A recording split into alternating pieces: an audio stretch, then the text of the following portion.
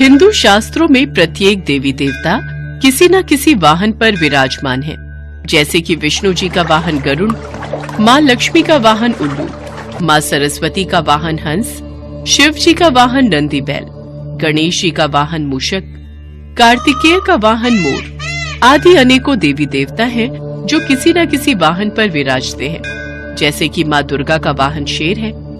शेर की सवारी करने के कारण माँ दुर्गा को शेरों वाली माँ के नाम से भी पुकारा जाता है। पर शेर ही माँ दुर्गा का वाहन क्यों बना? आखिर शेर को ही ये सौभाग्य क्यों और कैसे प्राप्त हुआ? इसके पीछे एक पौराणिक कथा प्रचलित है। दुर्गा माँ के कई रूप हैं, उनमें से एक रूप माँ पार्वती का भी है। देवी पार्वती बचपन से ही शिव भक्त थी और शिव जी को अपना पति मानती थी।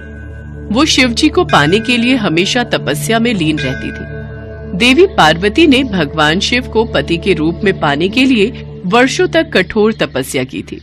इस कठिन तपस्या में काफी समय तक लीन रहने से देवी पार्वती का रंग सांवला हो गया था।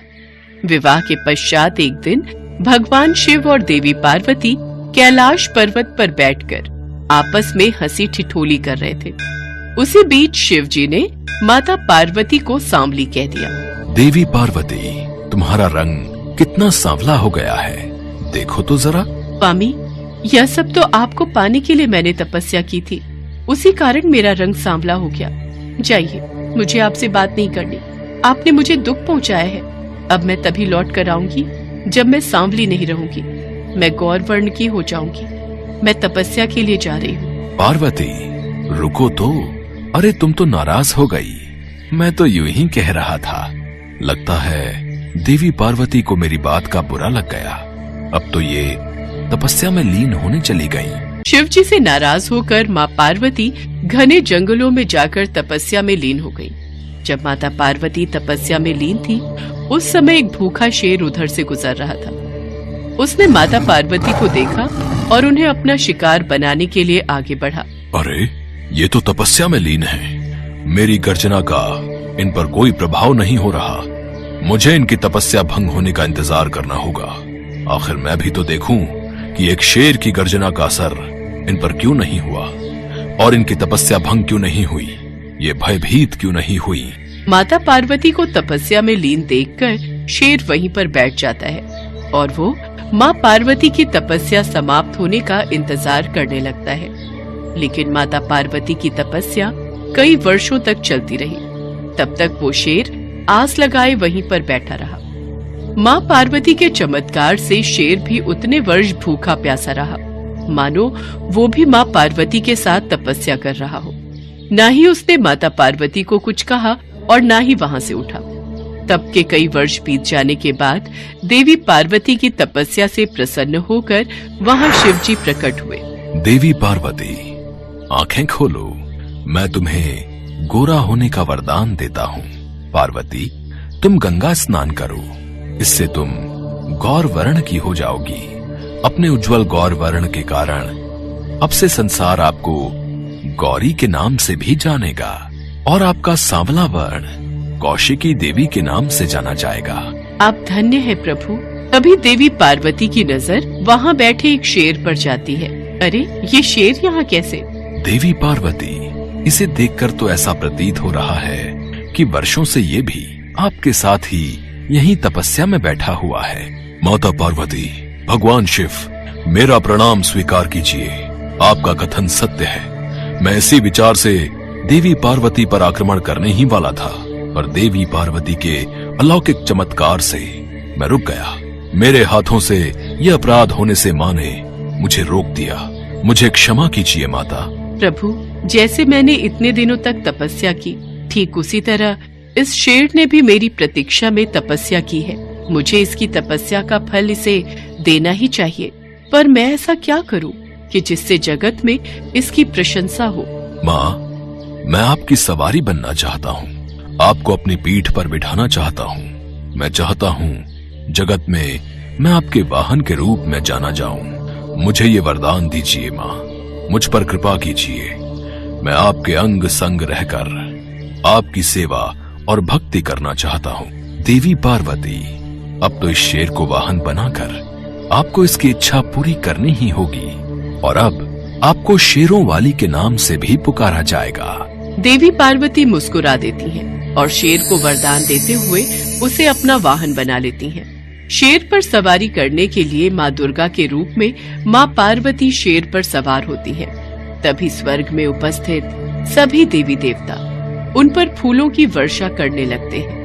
गंगा में स्नान करके माँ पार्वती माँ गौरी के रूप में जानी जाने लगी। उनका श्याम वर्ण कौशिकी देवी के नाम से प्रसिद्ध हुआ और शेर की सवारी करने वाली माँ दुर्गा के रूप में पूरा संसार उन्हें शेरोवाली के नाम से पुकारने लगा और तभी से शेर माँ दुर्गा का वाहन बन गया।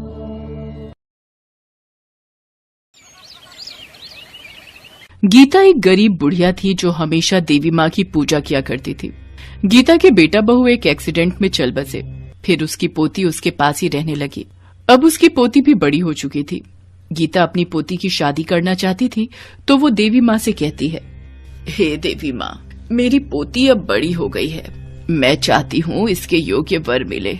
मैं इसके हाथ पीले कर दूंगी और मैं अपने फर्ज से मुक्त हो जाऊंगी।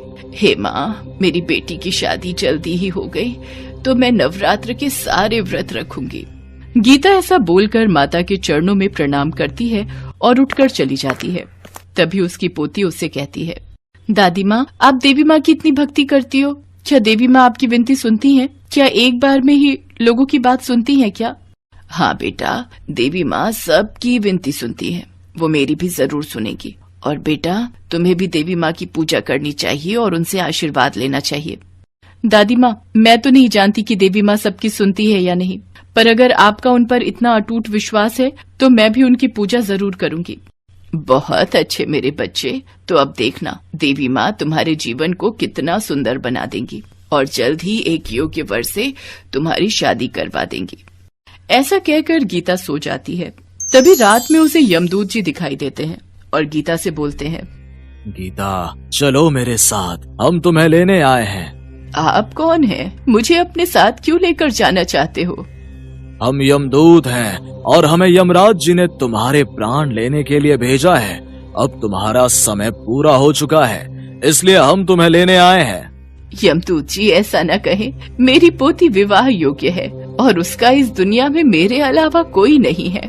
अगर आप मुझे अभी लेकर चले गए तो मेरी पोती की शादी कैसे होगी? मैं चाहती हूँ मेरी पोती की शादी मेरी आंखों के सामने हो जाए, जिससे उसे बाद में कोई परेशानी न हो। हम यमदूत हैं और हमारे महाराज यमराज जी का आदेश है कि तुम्हारे प्राणों को हर लिया जाए और तुम्हें हमारे साथ चलना ही होगा। हम कुछ नहीं सुनना चाहते। वैसे भी यमराज जी के फैसले के विरुद्ध हम नहीं जा सकते। मैं तुम्हारे साथ अभी नहीं जा सकती, मुझे मेरे फर्ज पूरे करने हैं। तुम्हें मेरे साथ चलना ही होगा, या तो प्यार से, अन्यथा जबरदस्ती। नहीं नहीं, महाकाली, मेरी रक्षा करो। आप तो जानती हो मेरी पोती का मेरे अलावा कोई नहीं है। मुझे मौत से डर नहीं लगता, लेकिन मेरे मरने के बाद मेरी पोती का क्या होगा? हे देवी माँ, मेरी रक्षा करो। गीता, हमारी बात मान लो, हम कल के दूत हैं, तुम्हें हमारे साथ चलना होगा। अगर तुम काल के दूत हो तो मैं भी महाकाली की पुजारन हूँ, जो काल से भी बड़ी है, और तुम देख लेना वो मेरी रक्षा अवश्य करेंगी। ठीक है, अगर तुम चाहती हो तो हम तुम्हारे साथ जबरदस्ती करें तो ये भी सही है, पर हम अपने प्रभु का कहना अवश्य ही मानेंगे। फिर यमदूत बुढ़िया को छूते हैं।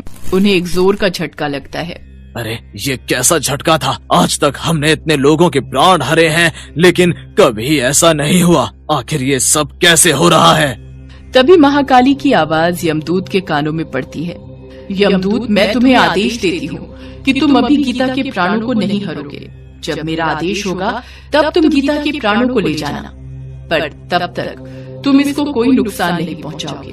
तुम कौन हो जो हमें ऐसे आदेश दे रही हो? हम सिर्फ अपने प्रभु यमराज का आदेश मानते हैं, उनके अलावा किसी का नहीं मानते। मैं ही दुर्गा हूँ, मैं ही काली, मैं ही महाकाली हूँ। मैं महाकाल से परे हूँ, मैं ही सर्वप्रथम शक्तिशाली हूँ। ये सुनकर यमदूत समझ जाते हैं और वो हाथ जोड़कर बोलते हैं, मुझे क्षमा करें माता, मैं आपको पहचान नहीं पाया। जय महाकाली, इतना कहकर यमदूत वहां से यमराज जी के पास चले जाते हैं। यमदूत, मैंने तुमसे कहा था कि उस बुढ़िया के प्राण लेकर आ जाना, पर तुम तो खाली हाथ ही आ गए। अब तुम अपने प्रभु का आदेश नहीं मानते, तुम उसके प्राण क्यों नहीं लेकर आए? हम गए थे महाराज, पर महाकाली का आदेश था जब तक उस बुढ़िया के प्राणों को न हरे जाए, जब तक महाकाली आदेश न करे। ऐसा कैसे हो सकता है? कोई भी देवी देवता मेरे कार्य के विरुद्ध नहीं जाते, न ही कोई बाधा डालते हैं। तो फिर इस बार महाकाली ऐसा क्यों कर रही है यमदूत? पता नहीं महाराज, लेकिन हम महाकाली के आदेश के विरुद्ध नहीं जा सकते, इसलिए हम वापस आ गए हैं। ठीक है, हम स्वयं ही उस बुढ़िया के प्राण लेने जाते हैं, देखते हैं महाकाली हमें कैसे रोकती हैं।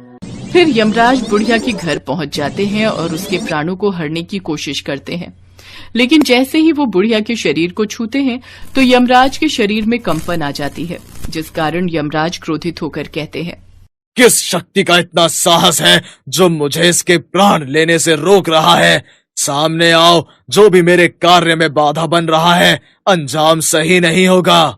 हे यमदेव, आप भूल रहे हो कि मैंने आपके यमदूत को कहा था जब तक मेरा आदेश ना हो आप इस बुढ़िया के प्राण नहीं हरोगे। पर महाकाली, ये होनी है, ये तो होकर ही रहेगी, इसे तो कोई नहीं टाल सकता। इसे ना तो आप टाल सकती हैं, ना तो मैं, यही विधि का विधान है। फिर यमराज बुढ़िया के दोबारा प्राण छीनने की कोशिश करते हैं तो महाकाली गुस्से में आ जाती हैं और यमराज जी के शरीर को बहुत छोटा बना देती हैं। ये देखकर यमराज जी बहुत घबरा जाते हैं और गायब होकर ब्रह्मदेव के पास पहुंचते हैं और बीती हुई घटना ब्रह्मदेव को बताते हैं। आप जानते हैं माँ दुर्गा समस्त शक्ति है और समस्त शक्ति की संरचना भी वही है।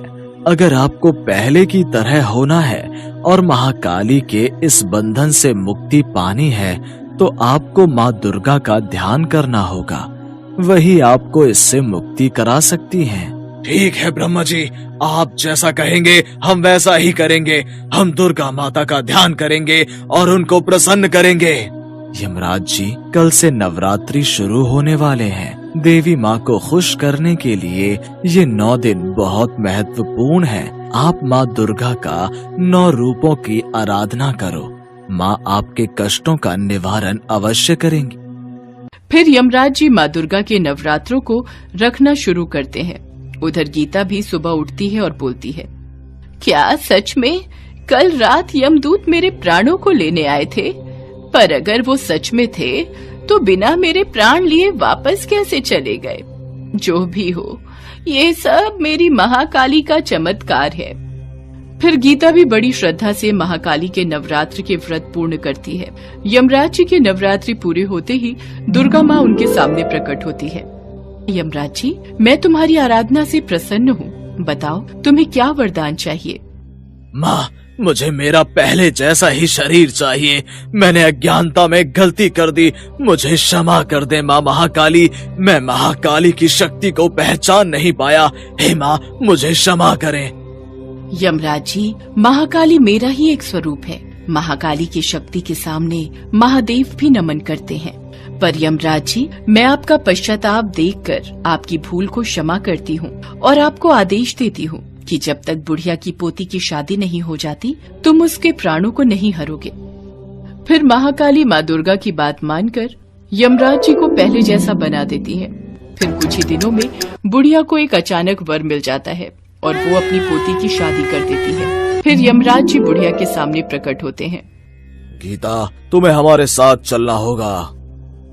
यमराज जी, अब मुझे चलने में कोई संकोच नहीं है। जय महाकाली, मैं जानती हूँ आपने उस वक्त मेरे प्राणों की रक्षा की थी। आप अपने समस्त भक्तों पर ऐसे ही कृपा बनाए रखें। जय हो महाकाली की।